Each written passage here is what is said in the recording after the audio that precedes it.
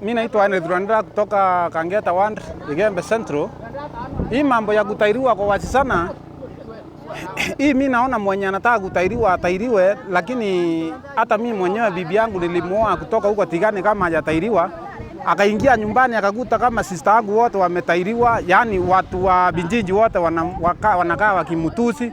Sasa inabidi vita yenye iko nyumbani ni kali sana, tunakaa tukipigana hapo, kila mara ni kusuluhisha Sinda nikitoka hata kazini. Enyewe niliona ni vizuri, nikaambia mama wa msichana, tukakubaliana pamoja na mamangu na akaenda akatairiwa kwao, nikalipa pesa. Na hiyo ni mzuri sana wasichana kuwa wanatairiwa mwenye anataka, lakini mwenye hataki hafai kulazimishwa. Okay. Na kwa madhara ambayo yanapata mtu akiwa ametairiwa au yaogopi kama mwanaume kwa mke wako?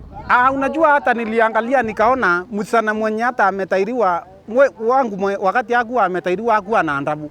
Hata tulikuwa tunakuja kutembea na wageni huko nyumbani, anaweka chakula hata kwa meza, anaruhusa anaenda juu, hajaambiwa kitu hata na wale wa mama wase ili ajue kukaa na mboma yake.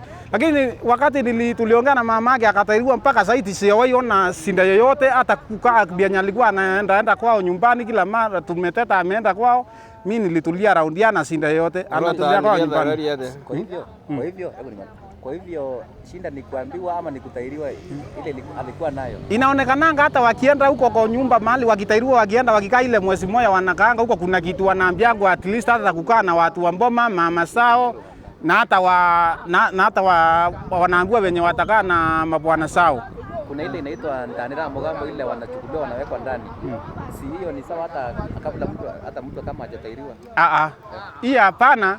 Juu wakati bibi yangu hakuwa ametairiwa, kila saa ni vita, tunapigana, tunaita babake anakuja, tunajaribu kusuluhisha Sinda asisi, lakini wakati alitairiwa hiyo mambo ilienda sawa sawa.